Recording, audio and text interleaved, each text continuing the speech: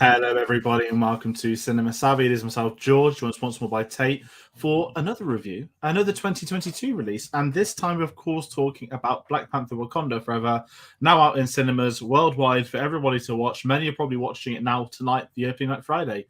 But before we start giving our thoughts, Tayte, how are we doing tonight? Yeah, I think this is one of the most hyped up films of the year. I think a lot of people are looking forward to this one, especially from superhero kind of films perspectives, and especially from Marvel itself. It's the end of Phase 4. It's the big finale film. So I'm looking forward to diving into it in that sense. Yeah, I mean, this is the end of Phase 4, as you said, and kind of, I didn't really remember it was until someone said it. It's certainly not a film that Marvel have created to be like, boom, this is how we're ending a phase. It feels like it was more of a, we're saying it's the end, like Ant-Man 1, which was really weird. But yes, we're going to get into that alongside a lot of other stuff. And for everybody watching at home, we want to hear your thoughts on Black Panther: Wakanda Forever. Now, this is a spoiler review.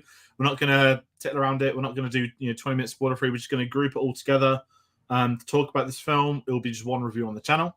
So if you haven't seen the film, I would recommend you watch it and then come back to watch this, because we're going to get into a lot of the big talking points, and obviously we want to ruin it if you are trying to avoid them, because there's spoilers already on Twitter today, as I was reminded at 10:49 a.m. Luckily for me, I'd already read the leaks from about a year ago, unintentionally. But yes, please do hit the like button, comment. There's many more Marvel films on the way, as we always laugh, and we're not joking. They just don't ever stop. So yeah, a lot more Marvel coming. If you're a fan of Marvel, maybe do hit the subscribe button.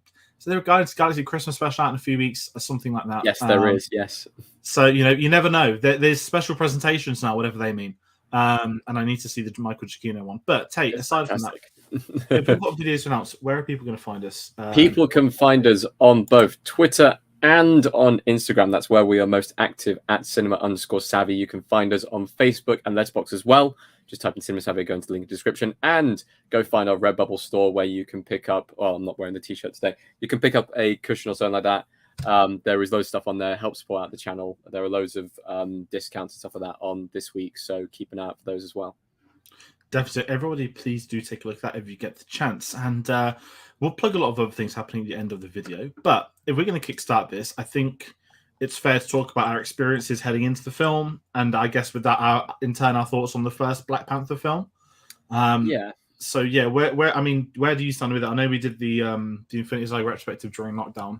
So that's the last time I'd seen Black Panther 1 until this Monday when I rewatched it ahead of today's screening. But yeah, what are your thoughts on calling it weird, the original?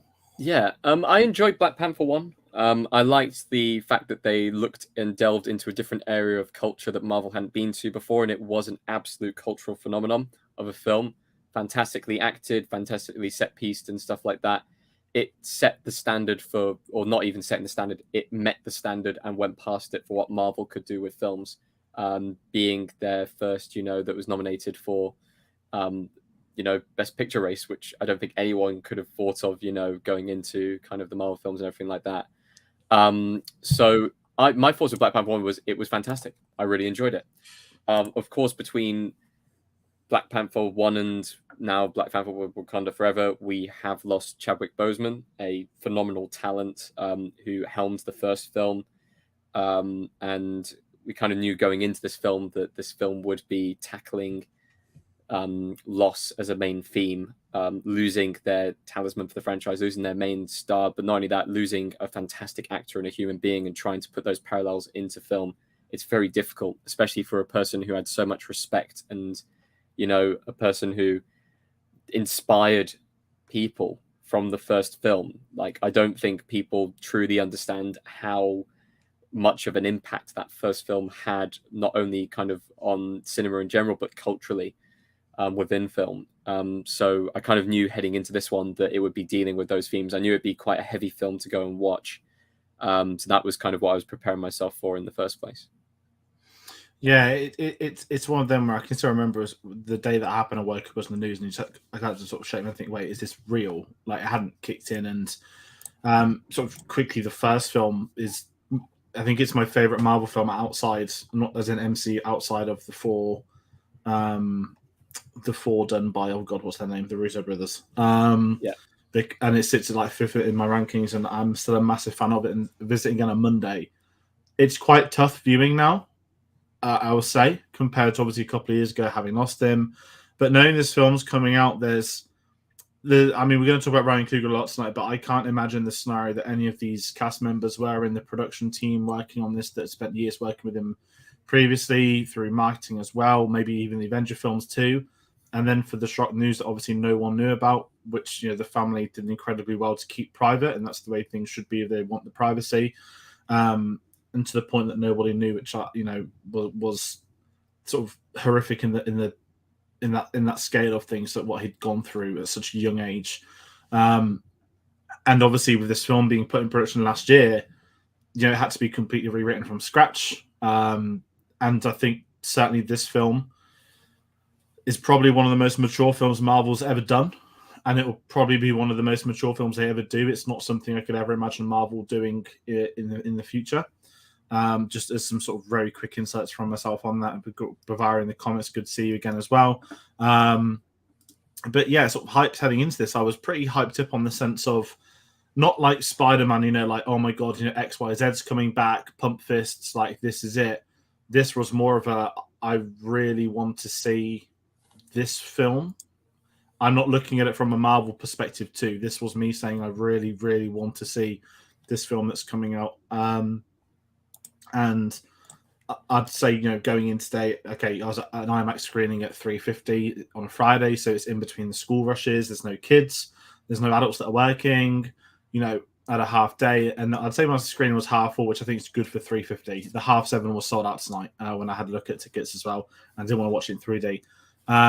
So it's going to be interesting seeing the box office numbers when they come through over the weekend on Sunday, seeing the global debut this does. Let's got a quick comments bring up as well. The complete Phase 4 is about loss and grief. Even most of the Disney Plus series have this theme. Yeah, that's something I have seen a lot, and that's probably one of the only constants within Phase 4, I would argue.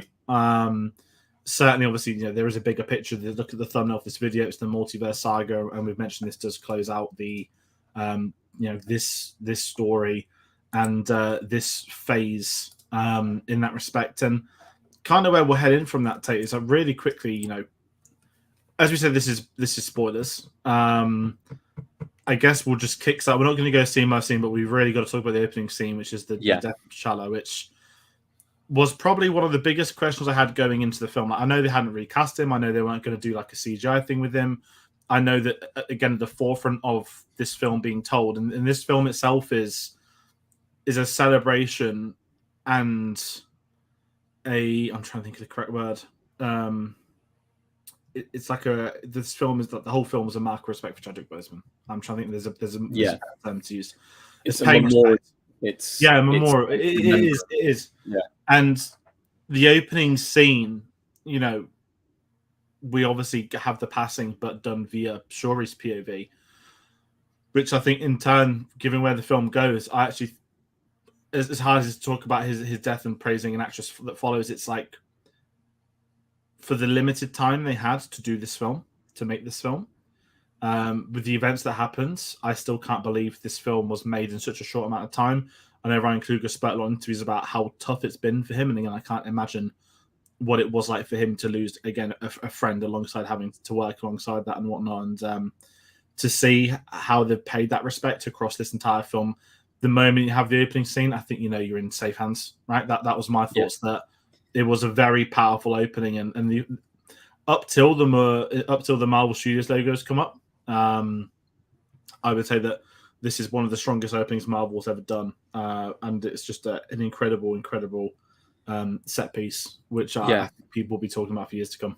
It was straight into it. It wasn't, we're not going to dance around, we're not going to have the Marvel logos come up. And I know that Marvel Studios itself has dealt with loss as a theme before from various other films. I think like Far From Home is probably the one that sticks out to me, with kind of Peter trying to deal with the loss of Tony Stark in that film. Whereas, it's fascinating to actually have a character, not only that, but an actor who's passed on, and how you would incorporate that into the film. And they just went straight for it. They didn't try and shy away from it at all. They went, he's come down with disease, pretty much straight into he's dead. And we're now going to have to deal with the consequences and go through that as a character. I think that helps the grieving process. It helps the grieving process as a fan of the films because we never got a send off for him. This film is the send off for him. And to kind of not relive that situation, but to kind of be placed into that situation within the context of the film means that for the entire rest of the film, we can spend it kind of celebrating and, you know, going along with the characters through their journey and really kind of being taken along for that, you know, all the processes that people need to go through grieving, which is exactly what this film is all about. This film is about the various different ways that people can grieve. And like you said before, this is probably one of the most adult films that they will ever make and have ever made. I don't think, I hope that they never get into this situation again where they have to do this or anything like this, any kind of memoriam to a beloved character in a film like this, or, you know, one of the main standing members of their franchise. To be able to go through that again would be horrific. But the way they've handled this one, like you said, as soon as that first scene was over, you knew it was in safe hands because you knew that this film would take it in the direction that, you know, it needed to go in, so that everyone involved can, you know, experience the grieving process with the characters in the film at the same time. It immediately engages you. It's a brilliant decision. And it's so well shot as well, like the actual contract behind that, and you can understand that every single creative choice done for this film has not ever been, let's progress the MCU, let's progress A, B, and C. Okay, there's maybe one tiny subplot we'll talk about, which we both don't like, but this film is a sign of respect for him as an actor, and I think they deliver on that, and everyone involved. We've got Bavara mentioning as well, you know, this was shot in the pandemic, and yes, the injury of Letitia Wright delayed the film. I think, like, I don't know if it delayed its release, but it delayed, I think they had to shoot everything by Letitia Wright's final scenes, and that didn't start till January this year. And obviously there was a lot of other behind the scenes stuff with her as well, which, you know, everyone probably already knows about, but I'm not going to delve into that too much, which is probably not the timing given that the actual, now the film's out. It's definitely have a conversation worth having, and we've all probably had it. But yes, a lot of behind the scenes issues on top of obviously the root of it. Apologies if you can hear banging. It seems like there's fireworks from another house on the street. I don't think it's one of those firework dates, but apparently it is. But we kind of spoke a bit about T'Challa. We'll talk about, I guess, the credit scene near the end, which is also one of our criticisms. That it shouldn't be a credit scene. But kind of following that, you know, we then set the stage with, you kind of said before we went live, Angela Bassett is essentially the lead for the 2/3 of this film. And my word, is she the lead in this film? I mean, in the first film, I enjoyed her, and we got a few good scenes with her, but I never thought she was underused. I thought, blimey, Marvel did well to bring in someone like Angela Bassett for a supporting role in Black Panther 1. To make her one of the leads in this and the emotional core, I think doesn't just work for this film, but the actual, you know, the real POV, as I said earlier, is Shuri's journey to becoming the Black Panther, where the film ends as her as the Queen of Wakanda. And I actually think it's quite genius that we have the whole Angela Bassett stuff for this one, because, as I said, you're now utilizing an incredible actress. And I think, I don't want to say the words out they're lucky to have her, because I again, the context of why this has happened is so different to other franchises and, you know, normal creative decisions. But her performance in this and her story arc is, by a country mile, one of the most interesting things in this. And certainly there's been whispers of them pushing her for supporting actress at the Oscars. I don't know if there'd be a nomination, but I can understand why everyone's talking about Angela Bassett, and I think she's the best thing in this film by a country mile. And that's not disrespecting the other cast involved. That's how great Angela Bassett is. No, it doesn't disrespect the other cast as well at all. But the film should be about, you know, the Black Panther, and yet this film realistically isn't. It's more about, you know, Angela Bassett and, you know, her character Ramonda trying to, you know, keep her family together, trying to keep her nation together, and having to deal with, you know, various people around her dealing with grief in different ways, having to deal with a threat from the outside as well, and taking on the role of queen, which we haven't seen it in these films at all. We've seen, like, T'Challa, we've seen him go off and fight people in foreign lands, but we've never seen him actually rule and be king. It's something that I always wanted to see more of, like what the actual I know it's going to sound bad, but the internal politics of Wakanda, I wanted to see more of that kind of stuff, because that's what it means to be a ruler. You're not always going to be the magical superhero that goes off and fights, especially in like this role. It is, you are a king and you also are their protector.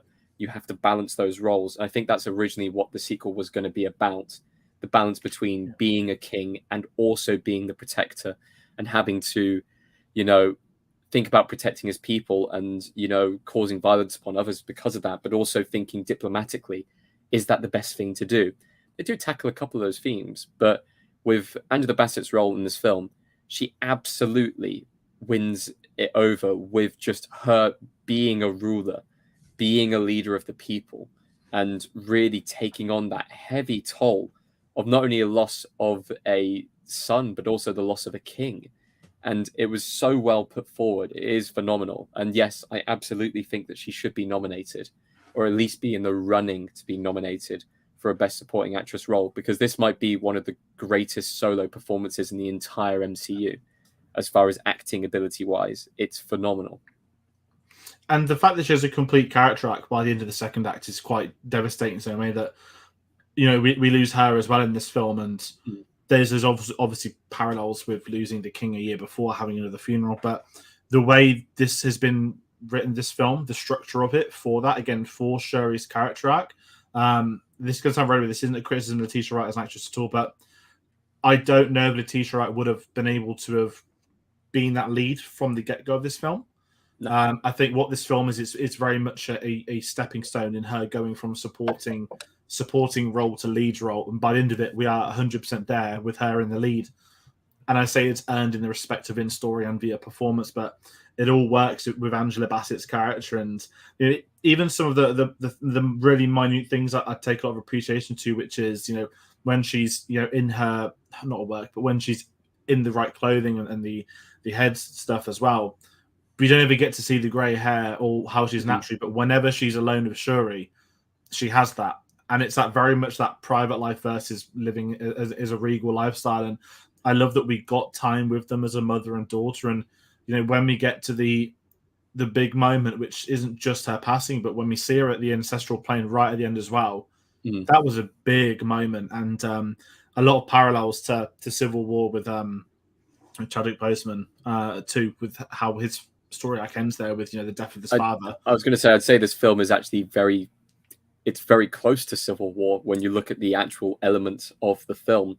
It's one person who, you know, both sides want for various different reasons that could be, you know, the cause of destruction or salvation on either side.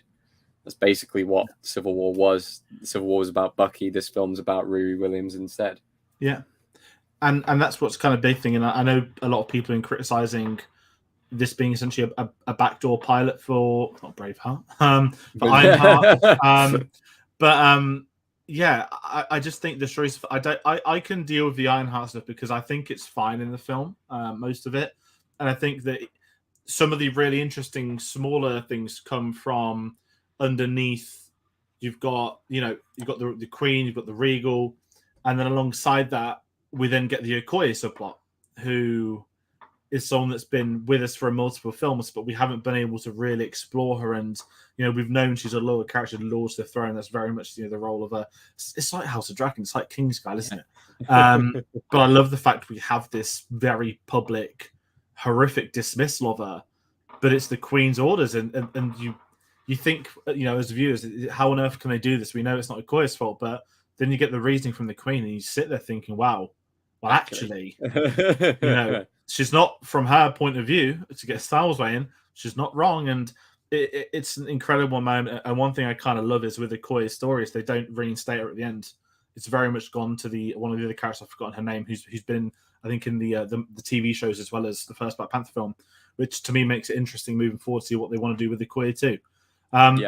But it's just, and I kind of want to say this, we haven't really put it in the schedule as Wakanda, but it's just nice to be back in Wakanda. Like, I know it was in Infinity War, but I struggle. It doesn't really feel like Wakanda because obviously it's made more of a big action set piece. It was Wakanda, the location for the fight, away from the city, wasn't it? It was. Yeah. It wasn't Wakanda, the culture, the city, really getting into it. It was like the only line we got for that is "We don't bow here," and that's pretty much the only cultural significance that you get pulled up there. Like there was nothing else that was involved that changed anything or anything like that. So it's nice to go in and see that.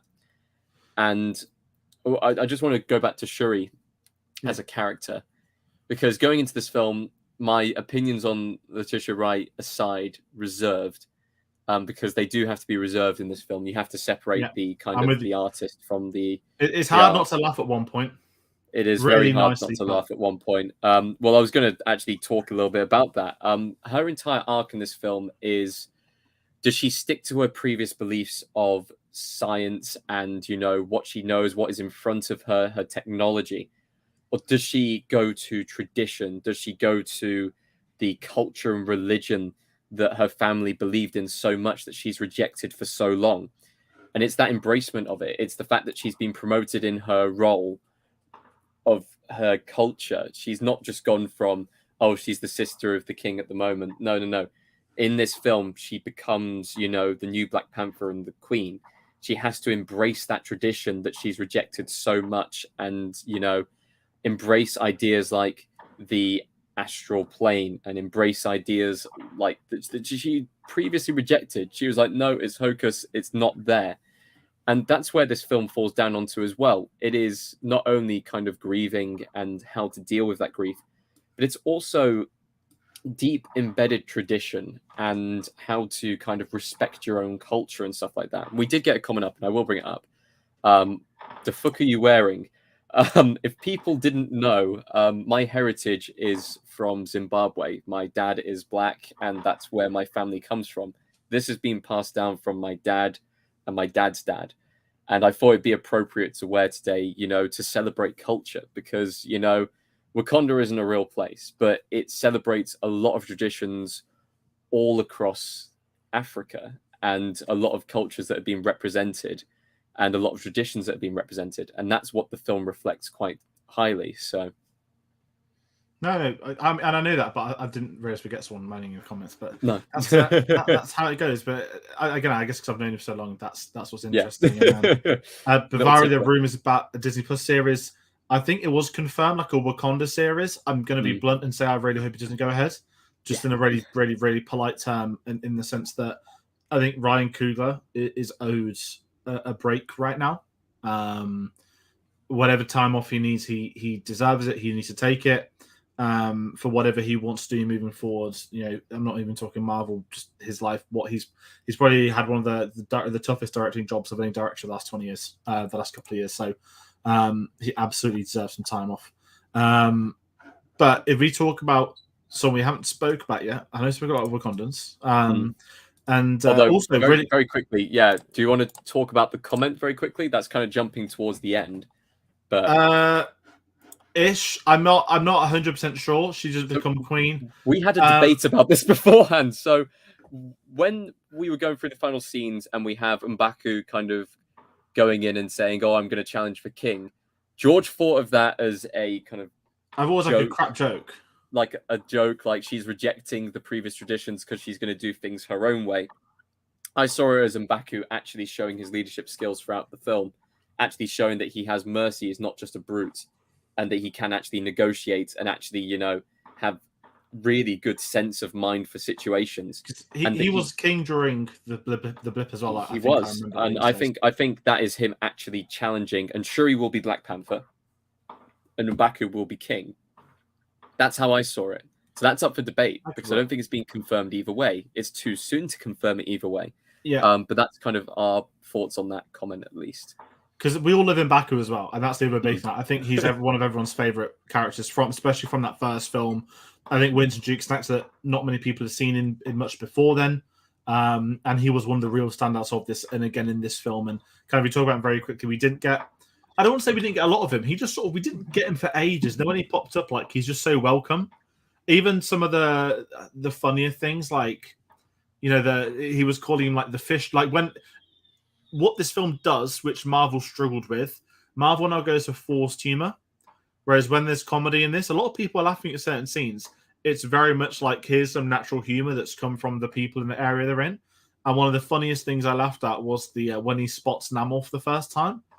and is like the fish man. Like he's in complete shock, and when he sees the whale under the water as well, like I don't know if it's meant to be funny, but I saw it as a very funny like few moments, and that comes down to performance. And Pavara saying they set to fight to be king. She didn't go to challenge Panther as father was king. That also works in theory. Again, I don't want to say it's one of my criticisms that I don't necessarily know what's happened 100%, but certainly the sort of ending montage, I think there's some very, very, very questionable things. But we'll get to that at the end. Should we talk about Namor? Let's talk about Namor. Is a character that has been hyped up to an incredible level. Now, again, I'm not as familiar with him in the comics. I know he is dubbed the first mutant, and they sort of follow through with that in this. And I know that the actor that played him, I'm going to apologize in advance if I butchered the pronunciation, is Tayte, who I believe is in Narcos. I don't know if it's the spin-off or it's one of the later seasons. He's in Narcos, New Mexico, I want to say. Yeah, I don't know if it's a spin-off or if it's... I believe that's a spin-off of... Yeah. And I thought he was pretty great in this. I loved the design of him. I loved his backstory. I loved the performance. I loved him in the action scenes that worked really well and was pretty well done for a character who has wings on his ankle. That's not an easy thing to put on screen from a comic book page. I have one glaring criticism, which is the writing, and it's probably my biggest criticism of the film, that the actual reasoning for him to go to war with Wakanda is nonsensical. I think that's the only thing I didn't, bar the credits thing, I think that's my glaring omission of this film, and it really hampers his character arc, because aside from that, I absolutely loved him, and I was really interested to see, I love it when we get introduced to a villain who, it's very much a mix of ideologies, and they're always the most interesting ones, and for this, I just think they lost something when they needed to really gear it up. Yeah, I don't know. How do you feel with him? I feel a bit harsh, but I absolutely love the performance and where it goes. I just can't. It was a bit illogical. I really like the performance, and I'm okay with the illogicalness of it because he's pissed off. He's angry and he's there to protect his people. And that's kind of his reasoning behind it.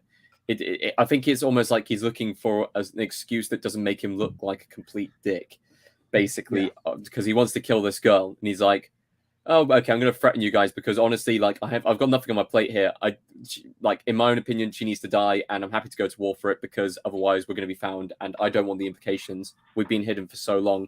I'm willing to risk, going to war with you guys specifically just so that we're not found out.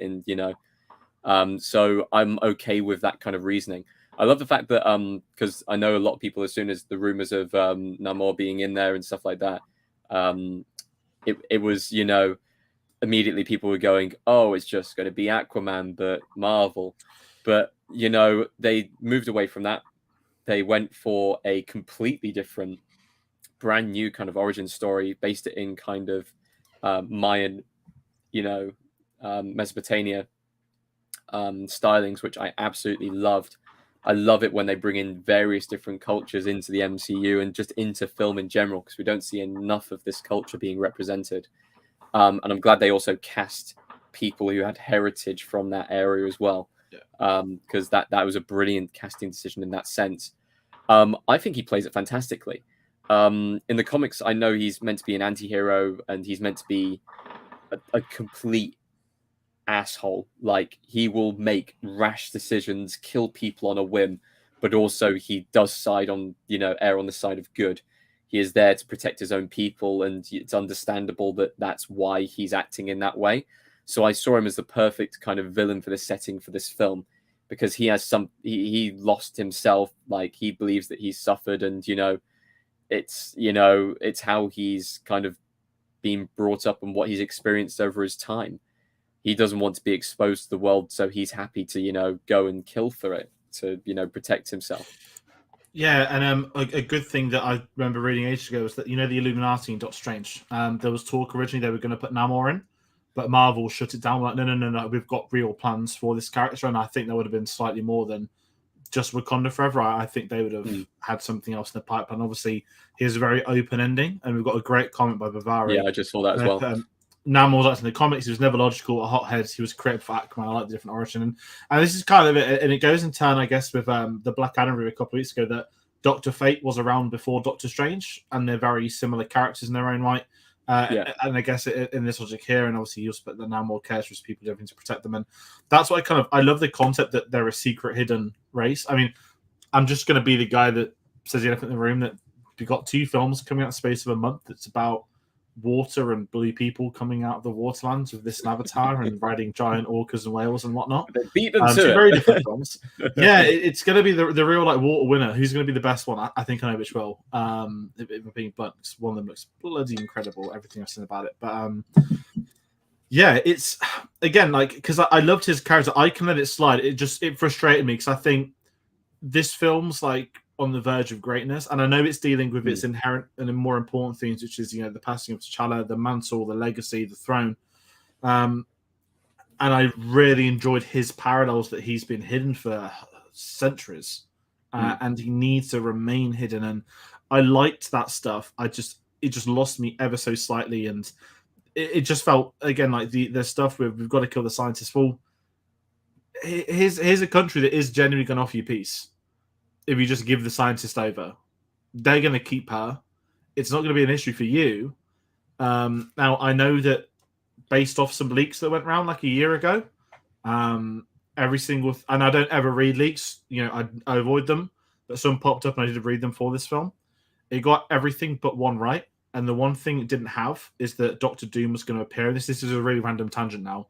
And it's because the attack on the base, which Namor does at the start, I believe it was rumored to be it was going to be like Doctor Doom's scientists or Doctor Doom's like funding that project and what's happened there. And then the second credit scene was going to be the reveal of Doctor Doom, which I'm glad they cut. I think it's very important they cut that, and I agree with that. I think this film would have lost something. This film, I mean, we'll talk about the end credit scene, but this film has finality to it, which very rarely MCU films do have. Yeah, especially at the moment, like you need to be able, to move away from things. And this film, especially in that respect, didn't need them to tee up something that's going to come out in 2 years. This needed to tell this tale that we've had today. And kind of going off Namor, I mean, do we want to talk about any of the characters before we talk about the soundtrack? Yeah, I mean, I want to say that Namora and what was the name of the other sidekick to Namora was Atuma. They were fantastic. I loved those guys. They were brilliant, kind of unique warriors, and I want to see more of them. And seeing as they didn't, perish in this film, I'm assuming we will see more of them. So that will be really cool to see both of those back on screen. The Midnight Angels, introducing them for the first time, and I do want to say I completely agree. I completely agree with Akayo. The outfits were terrible. They were awful. Yeah. I don't know if they look like that in the comics or not, but they were grim. Ironheart's leaked a few days ago, which equally I think a lot of people were comparing to Power Rangers. Like I was going to say, it looked like a Voltron kind of like Japanese anime styled thing. It was weird. I mean, I really enjoyed the introduction of Ironheart in it. I loved the fact that she was smart. She was at college. I love that the university essentially stolen her project and given it to the government, which is something that probably would be real in truth. Yeah. And I was loving everything. I loved the homemade design she had, very Iron Man-esque. And then when we got to the final battle, that's where it I just thought this looks a bit ridiculous, even for me. And people might like it, great. People might say it's comic accurate. Again, I've not read any Ironheart comics. I don't even think it's comic accurate. I mean, don't go off me from that, but I felt like they didn't want it to look like an Iron Man 2.0, but the thing is, it is an Iron Man 2.0. But then they're doing Armor Wars as well as Ironheart as a series, and that's where the Marvel train for me starts to get a little bit ridiculous. Yes. But I loved the introduction of the character. I was kind of hoping that the Ironheart costume, because it was built in Wakanda, would have been more kind of based around Wakandan culture or based around Wakandan scraps and stuff like that. Instead, it was very clean and didn't really fit into the vibe of the film, especially with the other outfits that were, designed and handed out to the various different characters in this film for their battle armor and stuff like that. Like the fact that Ironheart looked so different from that. I guess when we get into the series, whether she'll make a brand new suit again and have to start from scratch, or we'll have to see from there. I'm assuming it'll be, hopefully, fingers crossed, it'll be her returning back to the US and then being trying to be arrested for killing, what was it, like 10 cars worth of people in a chase. Like, she proper murdered FBI agents. Like, I don't think she can get away with that in the MCU. I don't know if they're going to pull that up or not, but she actually killed them. That was very savage. I'll go with that. And then one thing that's kind of led me think about with the FBI and say, my big gaping issue with this film is the terrible Everett Ross subplot. Now, I don't mind Everett Ross coming back because Martin Freeman was a great addition to the first film. He was involved in that first film, and it felt very much like an olive branch that he is their contact. Once you bring in Julia Louis-Dreyfus, who we know is going to be involved in the Thunderbolts and leading this new phase moving forward, probably Secret Wars stuff. We know she's a massive deal. It's not a story, I don't think. I mean, I could be wrong. I don't think any people care for this story at the moment of where this is all going. I didn't care that she was now the ex-husband of Everett Ross. It just didn't make any sense in that respect. I thought this stuff was a real waste of time. I don't know. Again, I don't really care about the repercussions of this, but I'm just in this sense where when it was trying to expand to normal MCU stuff, I just dropped off very quickly, and this was that for me. It just didn't work for me at least, but it just felt like you kind of mentioned earlier, point out that it felt a bit longer. It's 2 hours 40 the runtime for this. You just saved 10 minutes. Yeah. Now, to me, the film didn't feel long, but I think I'm so used now to these long films that it's not as bad. But I think had we have gone to them at the ending, I'd have probably just zoned out for a little bit. But then they disappear halfway through, and they did go to the ending to break him out. But again, he should have been with the Wakandans anyway. This was just a subplot for me that just has no meaning, impact, and I'm going to just say the outright truth. It has absolutely no business being in this film. It has zero business being in the film. It doesn't even have a direct impact on the film because, Everett Ross doesn't actually ever get to Wakanda, do anything to help Wakanda. Actually nothing. There is zero reason as to why he'd be in the film other than an Easter egg, and a very long Easter egg for that. Cut him out and cut out what's her face? Countess Von Trapp or whatever her name is. See, all these long names now. It's Julia Louis-Dreyfus. But cut them out of the story, and the film is fine. It doesn't need that excess baggage. I don't know if they threw it in there for comedy relief, but there wasn't even any comedy in there to go with it. It had zero bearing on the plot at all, and it was just thrown in as I don't know why. I genuinely don't know why. Yeah. And again, it's one of the things that genuinely stands out too much. And obviously, Okoye is with him, who's out of rank, I guess, at the end of the film. So I hope that's not teaming up a Disney Plus sub series because there's a lot of Disney. That'll be the Wakandan sub series. It'll be Martin Freeman trying to get into the Wakandan culture because he has to live there now because he's wanted by the FBI. And like I said, and he was a great addition for me in the first film. I just think his stuff went nowhere, and the fact, we've actually had your beads bugged the entire time. Can you bug Wakandan tech? I don't know, Everett Ross. I don't know. It's just I'm not feeling this subplot. I know it kickstarted in. Well, it was meant to start in Falcon and Winter Soldier, but when they got delayed, it ended up being in Black Widow first. No, it was meant to be Black Widow first, then Falcon and the Winter Soldier, and then it ended up being the other way around. And I'm just still not quite sure what their plan is, but we'll find out. We'll find out in a few years. But if we talk about the music, the return of Ludwig Goransson, to me, one of the best working composers right now, an unbelievable talent. And if you haven't read up on his backstory, people, please do. He went to uni with Ryan Coogler. He worked with him there. He's done every single project for him of his career. And through all that as well, he ended up working with Childish Gambino on music. He has actually done studio music as well as soundtracks. He's an incredible composer. He's absolutely smashing it with The Mandalorian. We've had Tenet. He's won an Oscar for Black Panther. And to me, the music in this film is almost as important to the visuals of Wakanda. That when we get these, and this is something Marvel struggled with, if I'm being blunt, for many years, when we go to these new places, it's not just the visuals, it's the sound. And for the theme, there's been able to have Wakanda's own theme as a nation, or the Black Panther theme, however you want to call it. really adds to this, that it's not generic. It feels so specific and ingrained, as you mentioned, like in the cultures of it. And if anyone's seen how he does stuff on behind the scenes, he's very much based in the cultures. He likes to travel and explore different regions to create the music from it. And the score for this, I thought, was great. It will never be as good as the first one, in the same way you probably won't ever get a better John Williams, than episode 4, because that was the one where he created everything. But I love the score to this, and the one thing that's really stands out is Namor's theme. It sounds very, very 50s Godzilla, like when he was descending to the throne. I was literally sat there like, is this the 50s Godzilla music? Like, it's not, but it felt so cool. And again, good villains getting their own themes. It goes a long way. And I love the score for this, and it really makes it. And music's not my fortress, and my knowledge is in actual singing music. I didn't really care for the Rihanna song. I'm just going to be the one that says that. I know they're going to push it for the Oscar. I thought the song was pretty, especially lame compared to the other Black Panther film.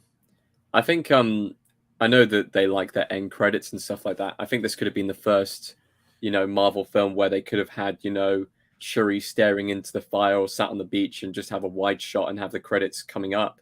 I genuinely do think that would have had a larger impact as an end of the story. I know it's Marvel and they want to get in their graphics and their marketing and stuff like that. I genuinely think that would have been a more impactful ending in that sense, to have it there like that. I think that really would have been like not only an end of phase, but wow, they've taken a slightly different approach to this, and I really enjoyed it. But one thing I have to commend him for, and I commend the entire editing team for that, is just the use of silence in this film. They use silence so much in this film. To say the score is good, it is good. It's not as good as the first film, but it is good and it's very important. But the use of silence in this film are way more important. The use of silence are used in grieving moments, intense moments. They're used scattered throughout. And it's not overly used. It's just used at the right moments. It's so well crafted in that sense. I hope that sound design, gets nominated here as well. Because for being able to use those elements in those moments, top notch. Yeah, we've got a couple of cuts like before as well. I love that the beginning credits and the credit into just the sound of wind and no music. That MCU intro, I know they were never gonna press play on the Marvel theme, but no, if they had, when obviously we talk about Bond, you've got the Tracy's death and Honor Majesty's, this really horrific, sad moment, death of the main character. Boom! Insert the James Bond theme within a second of it, and it's like, had Marvel done that, that'd have probably been the one of the worst. Well, they couldn't have had Whitney Houston, "I Will Always Love You" belting out over that really wouldn't have gone down well, would it? And just, as you said, the use of silence is so important, and you mentioned about the future stuff. It's building. I keep forgetting we're getting Captain America 4. Yes, I'm actually excited for that. I've seen Anthony Mackie shine, and Thunderbolts. I can't remember which one's coming first, but I know New World Order is obviously 4. I don't know when New World Order is out. I want to say later. One will be 24, but they've just delayed the entire slate a few months as well. So all of their announcements earlier this year is now already a waste of time. We've spoken a lot about the film. Let's I've put favorite scenes / important scenes. Now, it's tough for me to sit here and say I've got a favorite scene, because I have a lot of scenes I very much enjoyed. I've got scenes that I think are maybe the best scenes in the film, but I can't sit there and say this is one of my favorite things I've seen in a Marvel film or something in that respect. So I'm going to talk about we've spoken about the opening 10, but that's probably to me the standout scene of this film. If they get the opening 10 minutes wrong, this film's not going to work for me at all, not in the slightest. And I think by nailing the opening, you've answered probably the toughest questions you're going to be answering for the entire film. And to me, it's hard to look past that in terms of scenes. I also have another favorite scene, and it's kind of 2 scenes back to back. And that is the reveal that in the astral plane, Shuri finds Killmonger. I know it was leaked. But at the same time, it was nice to see Michael B. Jordan, playing the role again. See his hair on the throne. I was like, I know that hair. Not obviously I had it leaked anyway, but it's the 4th film with Ryan Coogler. It's his lucky, it's like he's got to find a way to get him in. And just the way he presents himself, it's the same Killmonger who took the throne. It's the same Killmonger and the same values there. And he doesn't twist Shuri's kind of values against her. he basically says it how it is, because in that moment, Shuri is only taking on the mantra of, the Black Panther just out for revenge. It's the sole reason. There is no other reason behind it at that stage. She doesn't care about her brother at that point. She doesn't want to follow tradition. She wants to use it as a weapon of mass destruction, as stated earlier on in the film. It's fascinating that was the conversation they had, and she rejected it at first, but then she realizes, actually, do you know what? He's right. And that carries through into the next scene where she kind of reveals herself to the rest of the clans that she is the new Black Panther, and she gets pulled aside, and M'Baku kind of, says, you might want to, temper yourself back a bit and, not go guns blazing and find a solution, because that's what, T'Challa would have done. And she is so blinded by rage and blinded by that kind of hatred and wanting to get revenge that we see something that is a fascinating plot point, that Shuri, for like the third act of this film, apart from, I guess, the final few scenes, basically becomes a villain at that point.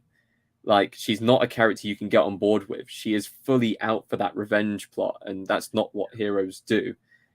She's willing to, kill a god to their people and really go against all the values she set up beforehand just to get revenge over it. And it's fascinating that they took that direction, that even in the end, she's like, no, I am the Black Panther, you must follow my orders. And everyone's like, ooh, I wish I saw a little bit more pushback, but I really enjoyed those two scenes back to back. And kind of with Lupita Nyong'o as well, when she pulls her over for that chat, I was like, oh, is she going to say she's an auntie? And it's like, tell me the truth. Who did you see? Because I think she knows who she's seen. Yeah. But she won't tell them she's seen 100%. Killmonger. And I think again, it's not. And this is the difference between a cameo and a role. This is a cameo, but this is for the story. In the same way of T'Challa's dad, T'Chaka, coming in the first film on the ancestral plane, which is a beautiful, beautiful two scenes we get there. And even when Killmonger goes and we get going his dream sequence when he was younger too, I love that it's not the same ancestral plane for everyone. That hers is, it's the burning throne. It's an incredible set piece. And again, what they did with the Shuri's character when you head into that final arc, that's her making the jump from supporting role to lead role, and moving forward. If they want to keep her as lead role, they absolutely can, and they should. And I'll be curious to see, if / what plans are when the time is right for them to potentially talk about next steps. I'm going to talk about one scene I absolutely love and hate at the same time. One of the most powerful emotional scenes of the film, the mid-credit scene. Now, listen, I disliked it. I know they wanted to end it on, the memorial with Chadwick. We got those great clips of Shuri, reminiscing her memories with him, which was a really, really touching moment. It just didn't need to end with the teardrop. You needed to have just kept that scene going and have the young child, because I thought that is a beautiful scene. Something that was building in the film, that she wouldn't give anyone the reason for leaving for those 6 years. It was quite obvious what those reasons were. And this is where I'm kind of torn on Marvel, that you do not have to do a credit scene for every film. People are moaning that there was only one credit scene, there's not two, which is ridiculous. This is not a credit scene. This is an important scene. This isn't a reward for people staying an extra 5 minutes. This should be tacked onto the film. This is an important closure character arc. And I wasn't aggravated watching it, because I loved the moment, and I was in awe of the young actor they've cast to play, the new T'Challa, who I thought looked incredibly like Chadwick Boseman. But this is where I'm starting to get pissed off with Marvel, and it's like, again, I get overexposure, I get planning stuff, but I don't know. I'm just getting fed up with a lot of things, and I was enjoying this one so much for being so secluded. And I'm like, you're just pissing about the credit scene for no reason. You wanted to chuck the Rihanna song in there because you want the Rihanna Oscar push. And I was just there, again, it's a great scene. It's an important scene. And that is not a credit scene for me. A credit scene is anything else but the final scene of the film.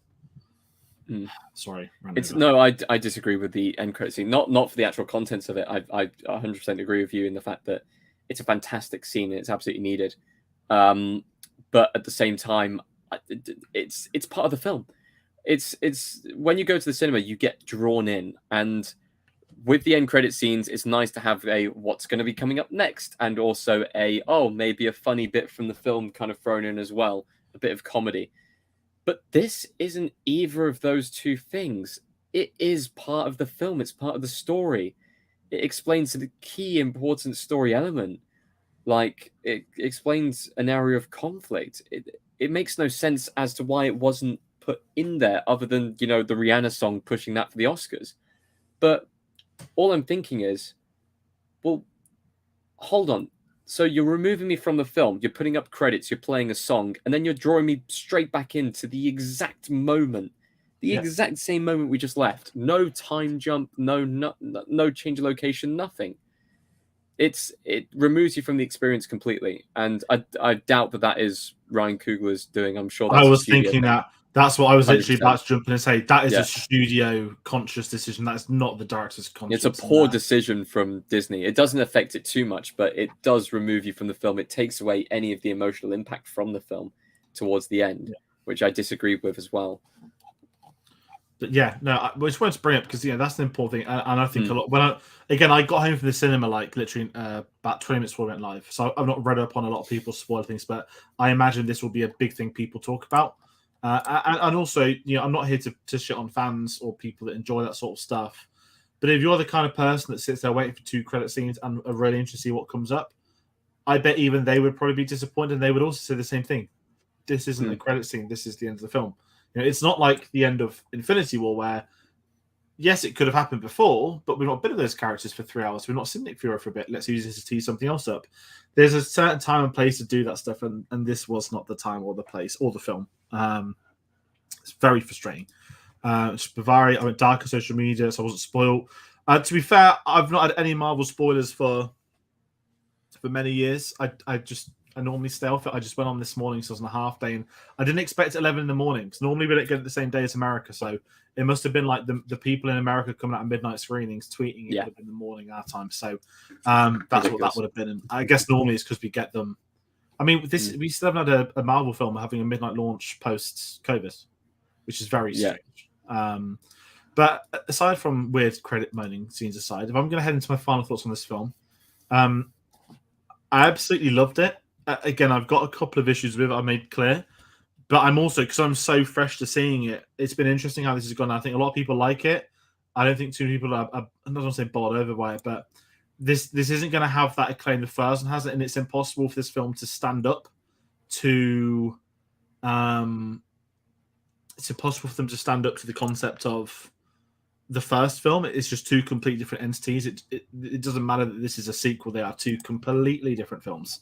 And I really appreciate the direction they took this, and obviously the reason for that direction is obviously what happened with Chadwick Boseman. And I just again can't imagine the circumstances Ryan Coogler and that crew have been through for the last few years, and being able to craft a film like this whilst grieving, that's a pretty incredible job. And I hope there's some recognition, whether that's a box office success, whether there's awards discussions. This is going to be, I think, a very important film as the years go by. And I think as a certain generation, much younger than me and you, when the first, over here in the United Kingdom, obviously, we're not America. We don't have, how do I describe it? Obviously, we've got all the slavery with the terrible British Empire stuff. Our cultures probably extend above more of American. Like we have a lot of Asian communities, whereas I think America is very different demographics. And I don't think the impact of the first film was as open in the UK as it was in America. However, the impact was still there to see. You go to Comic-Con to see 6, 7-year-old kids dressed up as Black Panther. You see adults do it. You see people at these red carpets looking incredible, who've said how important this film is to them. And it's easy for me to talk about. I'm white, so I can't have that experience. And all I can say is that we know that experience is there. And the first film will go down as one of the most important films in that respect. It wasn't just the fact it was a black director with a $200 million budget, which never happens. It wasn't the fact it was the first black Marvel film or superhero film or whatever, MCU, I'm going to say, sorry. It's the cultural importance of that first film will live long in the memory. And I think this film partnered with that, although it's, 5 years, I think, 4 years, sorry, 4 years now, 4-year gap. How I feel is that when that next generation grows up, these would have been the films that have impacted them for their childhood. And I think it will be, I think this is a film that's going to age terrifically as the years go by. So it's really hard for me to talk about it now, but I'm very confident in this long-term goal. Yeah, I think this. Yeah, it's difficult because I need to watch it again. Yeah, same here. And take it in again, because it's very difficult when you have films like this where there's such a big emotional impact straight up front. You kind of miss things. You need to have time to settle on the themes that are going to be thrown at you throughout the film, and when you know exactly what's coming, you can at least focus on different elements that maybe you didn't notice before. I agree with you. This film, I think, may not have as big of a cultural impact as the first one, but I still think it's going to be heard and resonated. Yeah, I think a lot of people will want to be watching this film to kind of come to terms with Chadwick Boseman's passing, and it was a brilliant send-off for the actor and a brilliant kind of memory of at least the impact that he made within the Marvel Cinematic Universe. Outside of that, it's a very, very good plot. I really enjoyed it. I loved the conflict that was there. The action sequences we didn't really talk about, but they were quite good quality action sequences, just like the first film. And yeah, even though we do have a few different gripes of it, it's very difficult to place in Phase 4, because I don't think Phase 4 was anywhere near the best phase that they've done so far. You'd be fighting between this film, Shang-Chi, and No Way Home as to which one's the best film from the phase. And even then, it's a difficult throw up between those few films. But I feel like over time, this one will easily take the crown of that from the others. Yeah, so there's 7 films, and 1, 2, 3, 4, 5, 6, 7 shows. No, 8 shows, 7 films, and 2 TV specials. Okay, Guardians of the Galaxy Holiday Special is officially the last thing in Phase 4. But it's a special for all presentation. intents and purposes. Yeah, for all intents and purposes, it's this. And again, I don't think Marvel at D20 was it Sunday? It was San Diego. They announced it's like, haha, this is Phase 4 done. I'm like, what? Yeah, I don't think that was the correct choice. Marvel needs to realize now that people are past the concept of phases. Phase 1 worked because it was the first time you were getting the Avengers together. Phase 2 worked because it was the second time you were getting the Avengers together. Phase 3 was when things got big and everyone says, this is a saga now, not a phase. So for them to call the next saga saying, yeah, we've got 3 phases, but actually, this doesn't feel like the ending of a phase. No. And when Ant-Man's going to kickstart, maybe when Ant-Man comes out, that's going to be a real Kickstarter, which to me will feel like the multiverse saga kicks in with the next Ant-Man. I'd say that Loki was basically the door opener to that. But yeah, it's like half an epilogue of the Infinity Saga, and the other half is your WandaVisions and your Falcon and the Winter Soldiers, and the other half is looking forward. Yeah, and it's in this sort of no man's land, and I think. Again, I'm not here to make business decisions for Marvel, but for what my opinions are worth, I think there's some real changes they could do. And they could have done the whole phase as an epilogue and not having to mention the multiverse at all. They just didn't even need to say the word phase. I think sometimes they go to these events like Comic-Con with a PowerPoint slides and like, this is going to get them going. People up. That's why they say it. This is it. It hypes them up, and again, every release date got changed recently, which shows you should have announced maybe 3 years worth of release dates. But yeah, it is interesting. Saying at least we've had a good film to I hope end on. And I'm excited for some of the ones next year. If I'm being honest, I love Guardians of the Galaxy. James Gunn, obviously, he's now the studio head of DC. That's his Marvel farewell. I'm very excited to see him take on his new role, see what he does at DC, and I think given he's made one of the best DC films, The Suicide Squad, I'm up for it, and I love the fact he's returning to Marvel. We've got Ant-Man to wrap up probably Paul Rudd's trilogy of films. Yeah, there's still interesting projects moving forward, and I'm not going to hide it. I think COVID's had a profound impact on this phase. I think it's impacted the entire industry for many other things, but certainly this phase more than the others feels like edgy, jagged. Some of it was shot like before Endgame came out. Some of it was shot recently, so it's a weird one. But if you're going to look at phases, everyone knows this is rock bottom. But there's some really good stuff to take away from it as well. It is worth mentioning. But that's everything I can say. What about you? Well, I've already said everything that I can say about the film, so we want to hear the thoughts from everyone at home. We've had a lot of chat online tonight, so that's really good to have people commenting along. But if you're coming across this video, if you've gone and seen it, please comment as well. We want to hear your opinions on the film. Did you like it? Did you not like it? How did you find Wakanda Forever?